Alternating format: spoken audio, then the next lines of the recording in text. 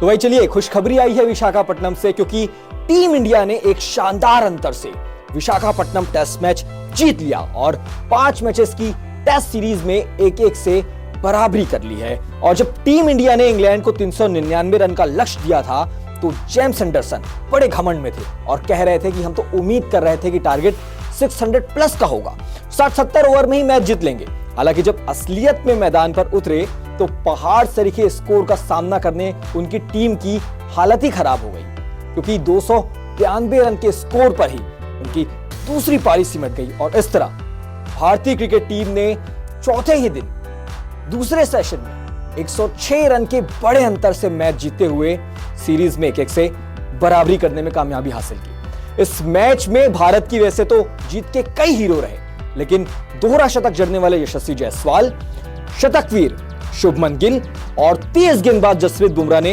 अहम किरदार निभाए। बुमराह ने इस मैच में 9 विकेट चटकाए, पहली पारी में 6 और दूसरी पारी में 3 सफलताएं हासिल की। इससे पहले भारतीय टीम ने पहली पारी में सभी विकेट खोकर 396 रन बनाए थे। यशस्वी जायसवाल 209 रन की दमदार पारी खेलते हुए एक के बाद एक कई रिकॉर्ड तोड़ते गए और अपने करियर का पहला दोहरा शतक जमाया। जवाब में इंग्लैंड की पारी 55.5 ओवरों में 253 रन पर ही सिमट गई थी। भारत के लिए जसप्रीत बुमराह ने कातिलाना गेंदबाजी करते हुए 6 विकेट चटकाए थे, जबकि कुलदीप यादव के खाते में 3 विकेट गए थे। टीम इंडिया ने दूसरी पारी में शुभमन गिल के शानदार 104 रन के बूते 255 रन बनाए, जबकि इंग्लैंड को दूसरी पारी में 399 रन का विशाल लक्ष्य मिला। यह एक बहुत चैलेंजिंग टोटल था, क्योंकि इससे पहले किसी भी टीम ने एशिया में आकर इतना बड़ा रन चेज नहीं किया था। लेकिन सामने इंग्लैंड की team basketball brand of cricket खेल रही थी। लग रहा था कि यह टीम शायद कमाल भी कर जाएगी, क्योंकि जब तीसरे दिन का खेल खत्म हुआ तब स्कोर बोर्ड पर 67 रन पड़ चुके थे, सिर्फ एक ही विकेट गिरा था। और आज चौथे दिन मुकाबला रोमांचक था। भारत को जीत के लिए चाहिए थे 9 विकेट, जबकि इंग्लैंड टीम के सामने जो स्कोर था वो बौना साबित हो रहा था। पहला विकेट गिरता है थोड़ी देर के बाद में, जब रविचंद्रन अश्विन आते हैं और अपना कमाल दिखाते हैं, रिहान अहमद को आउट करते हैं और उसके बाद अश्विन का जादू चलता है। ओलिपो, जिन्होंने पिछले मैच में शानदार लगभग दोहरा शतक बनाया था, उन्हें आउट करते हैं और उसके बाद में फिर एक के बाद एक विकेट गिरते जाते हैं। बहुत जल्दी इंग्लैंड की आधी टीम पवेलियन लौट जाती है, लेकिन जीत अभी तय नहीं हुई थी, सिर्फ रास्ता नजर आया था, क्योंकि जीत की राह में सबसे बड़े रोड़े बेन स्टोक्स अब तक क्रीज पर मौजूद थे।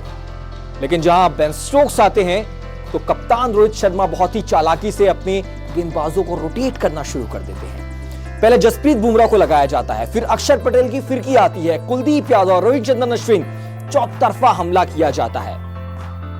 एक विकेट गिरने के बाद अगला विकेट, यानी 7 विकेट गिरने के बाद 8वां विकेट गिरने में लगभग 10 ओवर निकल जाते हैं।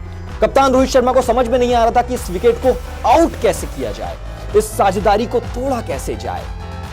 तभी एक चमत्कारिक थ्रो आता है श्रेयस अय्यर के हाथ से और गेंद सीधा जाकर लगती है स्टंप्स पर। थर्ड एम्पायर का डिसीजन, यानी टीवी एम्पायर की तरफ जाते हैं और बिग स्क्रीन पर नजर आता है कि बेन स्टोक्स अपना विकेट बचाने से कुछ इंच दूर रह गए। और ये जो कुछ इंच है, यही शायद भारत और इंग्लैंड की जीत के बीच के फासले की कहानी बयां करती है। भारत ने शानदार अंदाज में न सिर्फ ये टेस्ट मैच जीता, बल्कि सीरीज में 1-1 से कमबैक वाली बराबरी कर ली। अब तीसरा मैच राजकोट में 15 फरवरी को होगा। टीम इंडिया उस मैच में ज्यादा दमदारी के साथ में उभर कर सामने आएगी, क्योंकि शायद विराट कोहली की वापसी हो जाएगी, केएल राहुल भी खेलते नजर आएंगे और अगर सब कुछ ठीक रहा और फिर होम ग्राउंड पर आपको रविंद्र जडेजा की फिरकी और फिर तलवारबाजी भी नजर आएगी। फिलहाल इस वीडियो में इतना ही। मुझे अंशुल तलमले को दीजिए इजाजत। और इस जीत का सबसे बड़ा हीरो आप किसे मानते हैं, किसे इस जीत का सेहरा पहनाना चाहते हैं, कमेंट बॉक्स में जरूर बताएं।